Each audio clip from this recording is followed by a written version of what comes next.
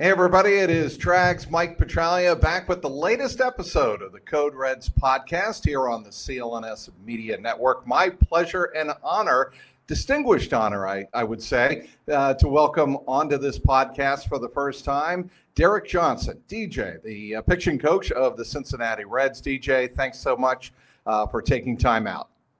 Thanks for having me, Trags. Appreciate it, man.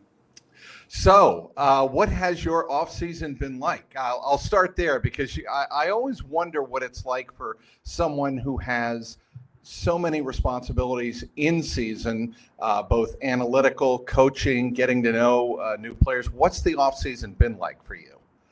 It's busy. I don't know if a lot of people would think that it would be, but yeah, it is. Hiring coaches, coordinators in the minor leagues, has kind of been one of the main things that I've done, this off season. We had a couple of guys move around and we hired internally a couple of coordinators, so it's been busy from that regard. We actually still have one more coach to get before spring training. And so we're kind of under the gun a little bit, but we'll get there. And then it's, helping with any sort of acquisition, type of things that, the front office would have me help with, whether that's taking a look at a potential guy that we might be able to get, analytically, watching him move, that kind of thing. Right. And then obviously doing a little bit of work with our guys too. Whether that's at the very end, we always kind of come up with a season ending kind of performance review, I guess. We send that out to the players. We, then go back around and, try to figure out, where they're at. And then, getting ready for spring training here coming up in a couple of weeks. So that's the gist of it. What has it been like getting to know Terry Francona, the new manager of the Cincinnati Reds? Yeah, he's been a lot of fun so far. He's a very easy person to get to know and a very easy person to like. We've been in contact a good bit. We've met a few times. And I've said it before, probably now about a dozen times, and I think I'll probably continue to say it. There's not a lot of frills with Tito. He just, it's pretty simple. It's very cut and dry. He wants us to play hard. He wants us to play the game right, and he wants to win. And that's pretty much all he talks about. So, it's been fun getting to know him. I didn't know him very well before he came on board, and it's been a lot of fun so far. I would imagine he is, like you said, it's all about winning to Tito. He's, obviously been part of that in Boston, in Cleveland. Certainly he established a tradition and a program, a regiment there, if you will, for everyone who played for him. But his intensity, does he want you, Derek Johnson, pitching coach of the Reds, to go out and do your own thing and do what you feel is best? Or is there a lot of give and take? How is that relationship working? Because to me, that's one of the fascinating aspects. Anytime a new manager comes in, but some coaches carry over from the former manager and David Bell, it's interesting to me how that transition carries over. Yeah, and I mean, I think some of that will kind of yet to be seen, as the season goes, as it unfolds. I think, we'll have a much better feel for each other and kind of, what Tito wants in the game, what Tito wants around the game. And I've asked him certainly a lot already, kind of what those things are. But at this point, he does want me to be myself. He, wants me to coach freely. I think that's something he's going to be really good at with all of the coaches, is kind of letting us do our thing. But again, like as the season unfolds, I think in-game stuff, we'll have to figure out kind of, how to balance one another out, how much he wants to communicate, how much he's already kind of got his mind made up. And, it's that way with every manager. They're all a little bit different. Not to say one's better than the other, but, you get to know them, they get to know you, and you guys, learn how to work with one another. So it shouldn't be too much of a problem. There's fans' excitement and anticipation for the 2025 season. Naturally, there's optimism at the start of every season. But I want to get your perspective on the optimism you hold for the 2025 Reds, and obviously specifically the pitching staff that you're going to be managing here coming in 2025. And the reason I think I would anticipate you have so much optimism is that you are in charge of a pitching staff that's already demonstrated that it's young and talented and starting to really mature and grow into its own so much. And I think rightfully so, deservedly so. So much praise was given to Hunter Greene for his maturation that he showed during the 2024 season. But the whole pitching staff in general, what kind of optimism do you hold for that staff to take the next step this coming season? Well, I think you said it best. I mean, they all kind of came up very young, maybe even too early. Some of that was just out of need. Right. And, they had to kind of show all of their growing pains in front of the world, and they kind of all did it together. So I'm really optimistic. I mean, I think we're at a point where, you saw Hunter's maturation kind of happen before your eyes. And, I think Nick Lodolo was coming off of a really odd off season. He didn't really get a chance to train because of his foot. It never felt like he got any sort of sales to his game. And I mean, there was times when he pitched really, really well. I think you can say the same thing with Andrew Abbott. You can say the same thing. Rhett Lauder came up at the end and was really good.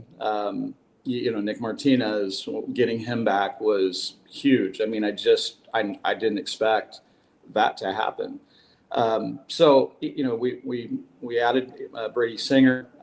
Brady's a guy that, he's thrown 150 plus innings, I think 4 years in a row, which is something we kind of desperately need, is just someone that can kind of anchor that piece of it. Right.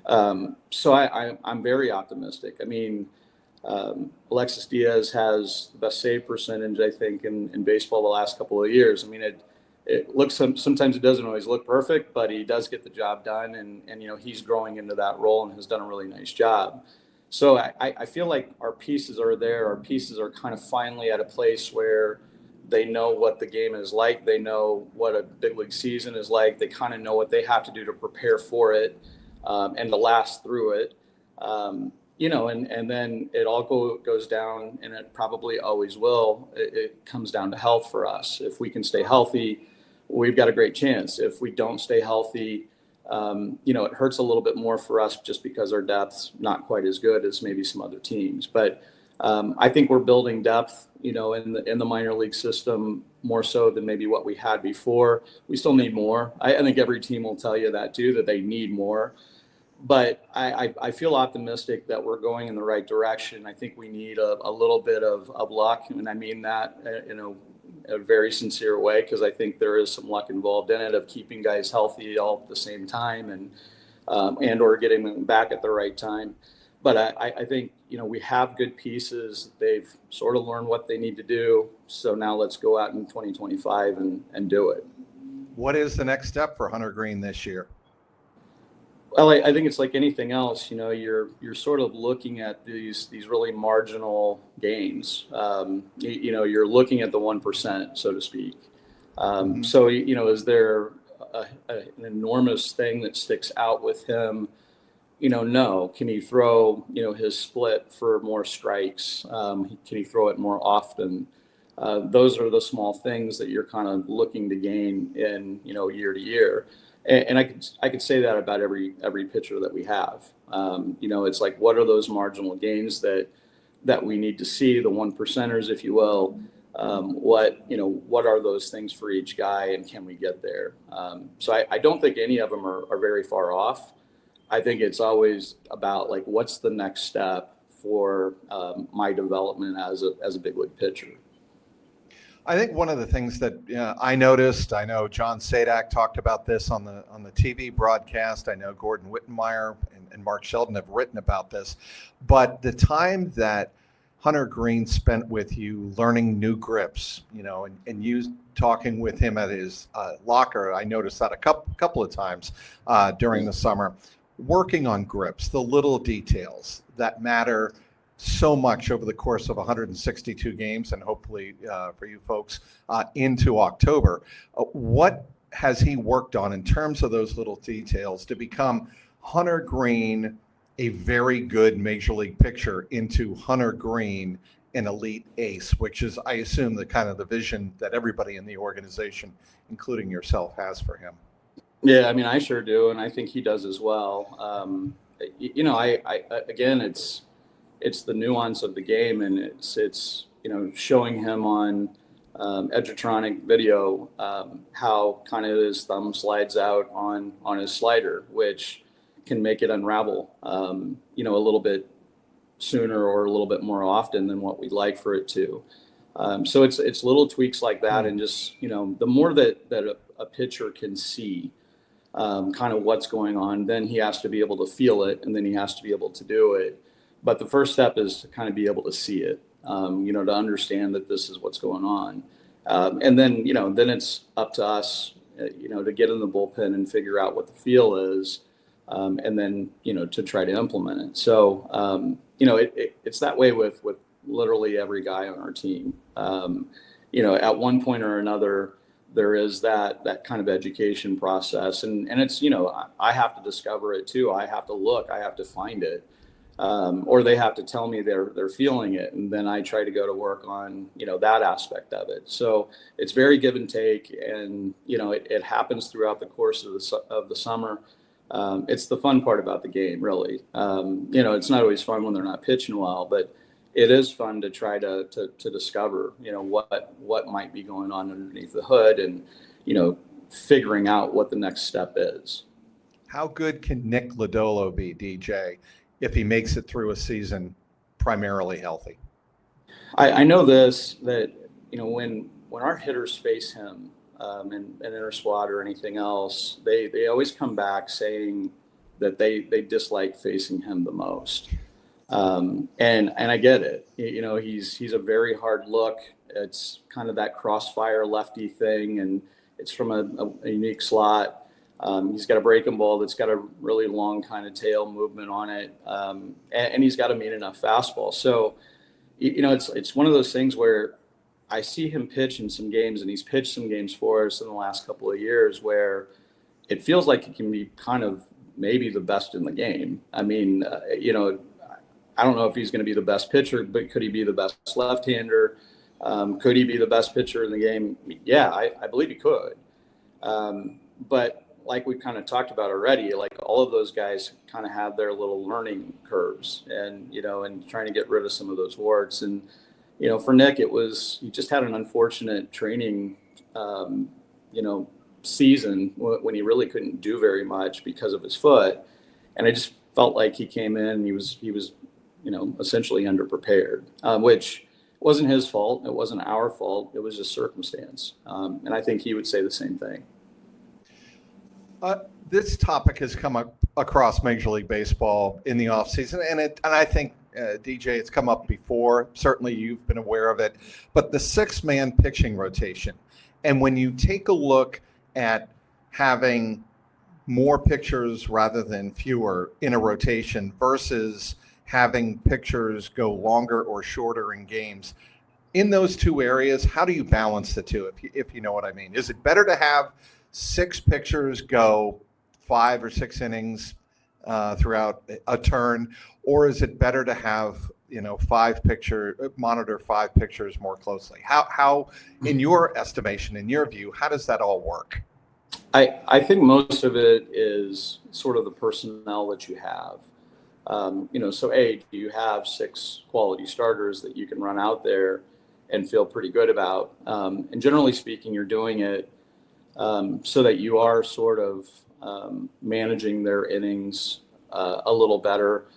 You're giving them more rest in most cases. So it makes a lot of sense. It certainly makes sense for a young group. Maybe 2 years ago, like that would have been a really good thing for us to do. Unfortunately, we didn't. I'm not sure we had 6 guys that we could run out there. Right. But the one thing that it does limit you on is, now all of a sudden you have one less bullpen option. And, the games, if you're going 5 and 6 innings, that sounds good. But, now all of a sudden you're taxing your bullpen as well. and you're taking one guy out of the bullpen. So I do believe it's a personnel thing. I think it can be a health kind of thing. I like the idea of it. I don't know if that fits for us. It's definitely something that I think Tito and I will probably end up talking about. Right. Like, is this something that, we should think about? Our front office is usually pretty good with that too. Like, they want to be in that discussion. So, talking with Nick and Brad and the others, yeah, I mean, I could see it happening. I just, the one thing on the backside of it is, then you do take that one guy away from your pen. And that one guy is pretty important a lot of times. All right, maybe that's a good segue for how the bullpen of the Cincinnati Reds in 2025 will take shape. And when you're looking at a bullpen, DJ, are you looking at it from the same perspective that Terry Francona or the manager would look at it, whereas he's concerned about what arms do I have available? Are you looking at it in terms of which pitchers are best suited for the roles? Do you let me back up? Do you believe in particular or specific roles in the bullpen? I think the roles can be loosely defined. I'm not sure that you have to have, okay, this is my closer, this is my 8th inning guy, this is my 7th inning guy. I don't think you have to do that, because I think it becomes a little circumstantial based on where you're at in the lineup in those innings. I know the one thing is, I kind of think of it more simply as who are my, maybe I call them plus guys, and who are my minus guys that I want to throw in leverage situations, and then guys that if we're tied or we're down a run or two, maybe those are the guys that day that get the ball. And those guys are important too. So, and the roles can change. Fernando Cruz, as much as we needed a backup catcher with Trevino, and I think Trevino is really, really good. I'm really happy we got him. Fernando, I think, led the major leagues in swing and miss on a pitch. So we are going to miss him. I like, some of the pieces that we have coming back. Tony Santillan had a nice year for us.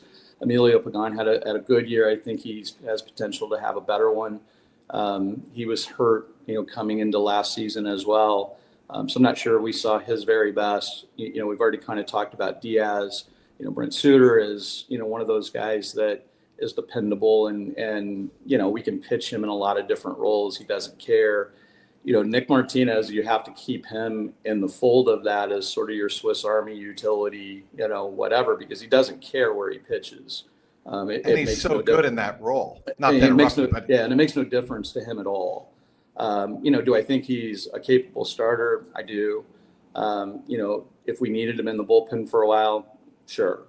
So we do have to figure out some more pieces. We have a couple of guys that we need to add. We also have some young arms that might fit that, whether that's a Luis May, who, kind of came on the scene pretty strongly in the fall league. Whether that's Zach Maxwell, those are two 100-mile-an-hour arms that are both pretty good. They're still trying to kind of figure out the strike zone somewhat. But they're both getting better at it as well. So I think we have some internal candidates that might fit too. We'll still sign, I think, even before spring training, we'll sign another guy or two to figure out that bullpen need. But I guess going back to your question on, what does it look like for Tito? I think he probably is, similar in the way that he thinks. There probably are a couple of guys he's going to want to give the ball to at the end of the game. And then I think the rest of them, you sort of arrange around maybe lineup construction or, maybe kind of playing the hot hand too. Like, hey, this guy's throwing the ball really well right now, so let's get it to him as much as we can. There's one name that you did not mention that there's been a lot of conversation about early on in his career and where he might fit in 2025, Graham Ashcraft. Want to get from you your feelings on where he stands, where his health is, first and foremost, and what it's been like trying to get the most out of Graham, because And I've spent good amount of time around Graham and his dog in the clubhouse, and Me too. I'm sure you have. And he's a fascinating case study for me in how to manage the psychology of a pitcher. And you obviously have intimate knowledge of that, having worked with him professionally. I want to get your impression of what Graham Ashcraft is like to work professionally and where his role might fit in the 2025 Reds. Yeah, I love Graham. He's an excellent person. He works very, very hard. He's determined to be good. There isn't anything that you can say about him, from any sort of professional aspect that isn't, great. He's got a good arm. I think back to maybe 3 or 4 years ago when I kind of first met Graham and was around him a little bit. I mean, he's come a really long way as a pitcher in those, 3 or 4 or whatever years it's been. And, there were games that he pitched where he kind of dominated. There were other games where he didn't. And again, kind of going back to, it seemed like the theme, it was all of those kids came up at the same time and none of them were probably truly ready, but we had to do it out of necessity in some cases. I thought he handled himself really well. So from that end, yeah, like I want him on our team if he, if he can be. The role, I've talked to Graham a little bit about both roles. Don't think he cares. I'm going to prepare him and he's preparing himself right now as a starter, sort of with the understanding that we may switch gears on him in the middle of spring training, kind of looking at him maybe in another way. So I think from that end,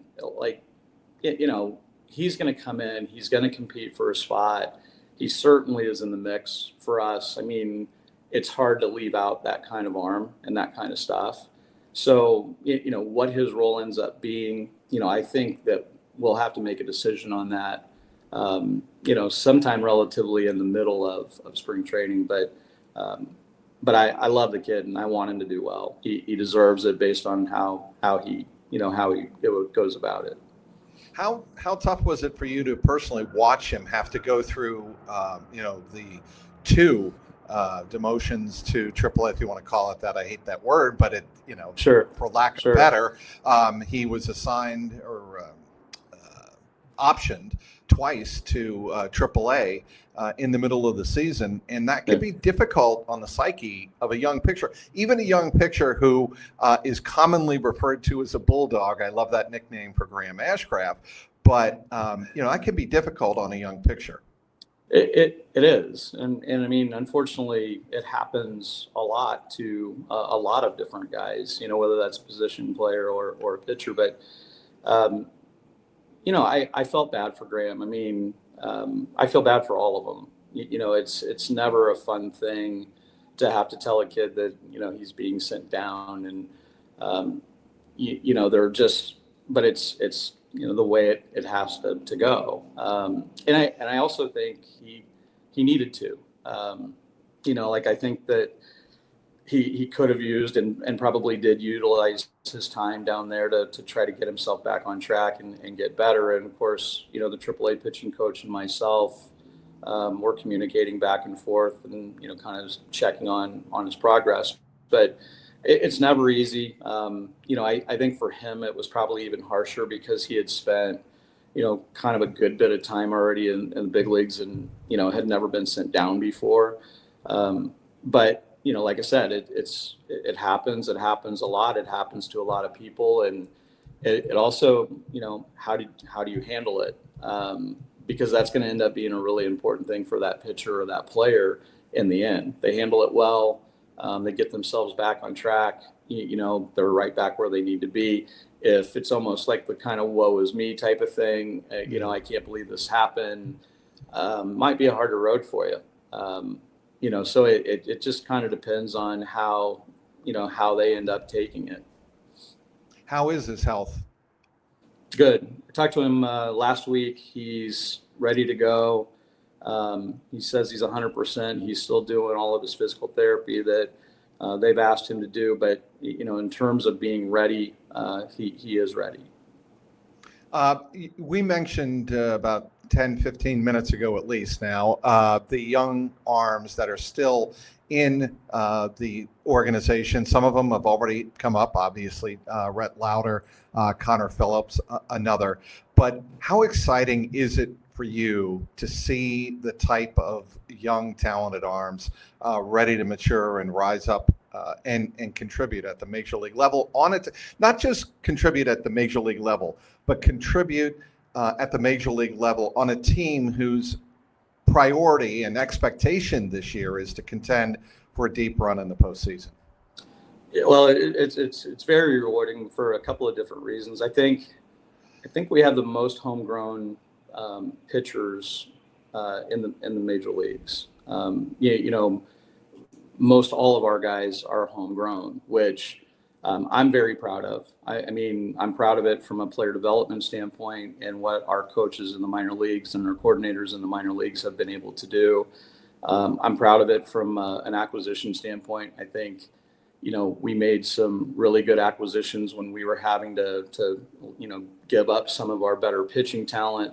I thought we did a nice job of acquiring good talent as well. Connor Phillips is one of those. Chase Petty is one of those. Casey Legamina is one of those. So, you look at it kind of all the way through, and you feel pretty good about the direction, it's going. Do we have to improve? Sure. I can't sit here and tell you we'll ever have it figured out and we're okay. We don't need to do anything else. But I am proud of it from that end. And, I think it takes, it takes a lot of people involved, whether that's your scouts, whether that's, some of your scouting directors, it's your player development staff. It takes a lot of different people to make that all happen.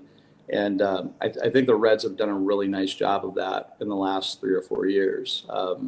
And so, yeah, I think it's something, honestly, that we should all be proud of. How are you getting yourself mentally and physically ready, DJ, for mid-February in Goodyear?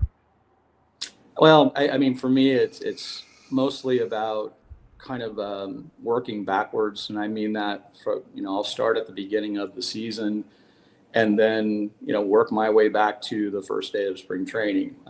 That's kind of how you have to sketch out what the pitching is going to look like. We have a bunch of split squads this year, which always make me nervous because it just means a lot of pitching goes down, at once. And then it feels like you're always kind of not ready for the next day or two. But then it's also making sure I know exactly what each pitcher has come in and has done to prepare himself. The worst thing that can happen is we assume, that he is prepared and we kind of go about it, like on a normal level, and he gets hurt right away.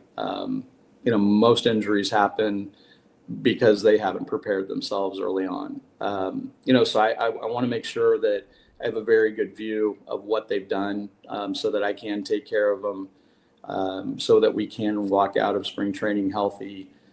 For the most part, at least from an arm perspective, we've done a pretty good job of that the last few years. There have been some other injuries. They haven't been, of the arm. So I feel like we at least have an idea of how to do that correctly.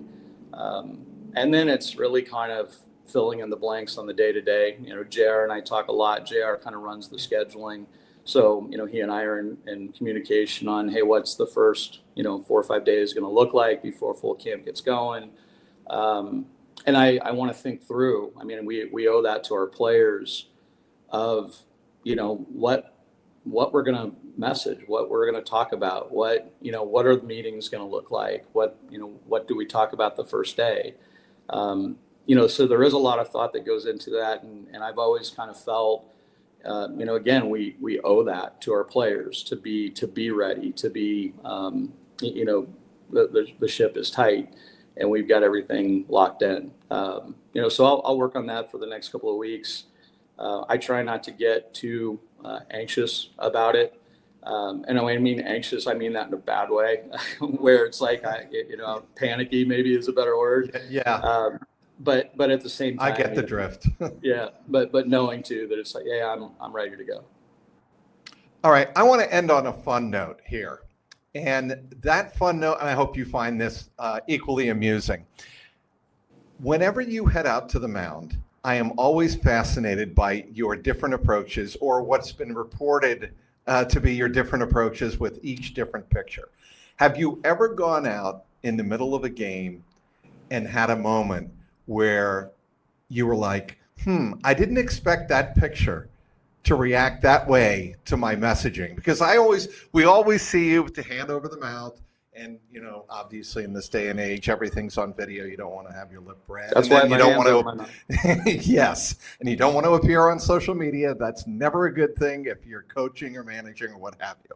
But have you ever had a moment that stands out in your memory as either shockingly hilarious or, I don't want to say disturbing, but unsettling? Have you ever had one of those moments? So I look, and this sounds probably kind of strange, but I really do.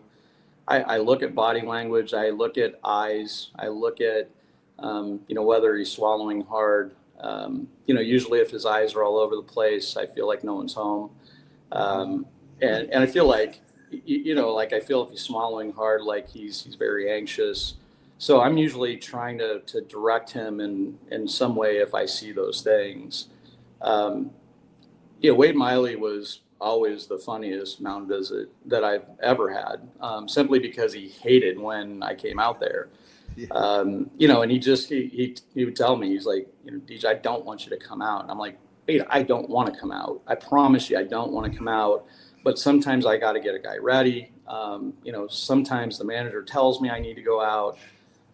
If I come out, just know that, I know. Would you ever go out there? Yeah. Would you ever go out there and just stand around and say nothing because you were killing time with Wade Miley, because you're not going to tell Wade anything he wants to hear or could hear at that moment, or wasn't in the right, as they say, mind space? Wade wouldn't have listened to anything I said anyway. I mean, I promise you he wouldn't have. And I love the kid more than... He is one of the best personalities in the game, he's great. By the way. I mean, he's one of the better pitchers I've ever been around. And I love him to pieces. But yeah, there were times when I would come out and I'm like, Wade, I'm just giving you a break.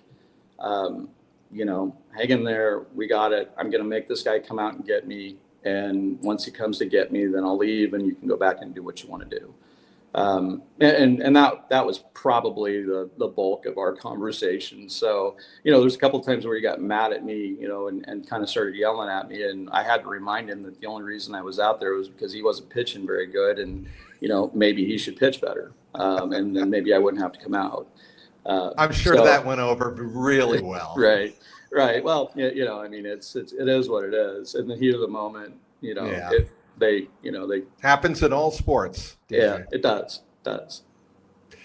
You've taken a half hour out of your day, and I could not be more grateful for your generosity, DJ. This has really been a pleasure.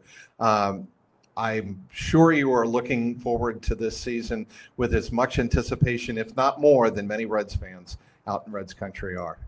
Hey, thanks a lot for having me. It's been a lot of fun, and we'll see you guys out in spring training, hopefully. Look forward to Goodyear. It'll be here before you know it. His name is Derek Johnson. He is entering his 7th season, believe it or not, as pitching coach of the Cincinnati Reds. My name is Mike Petralia, Trags for Derek Johnson. This has been the latest episode of the Code Reds podcast.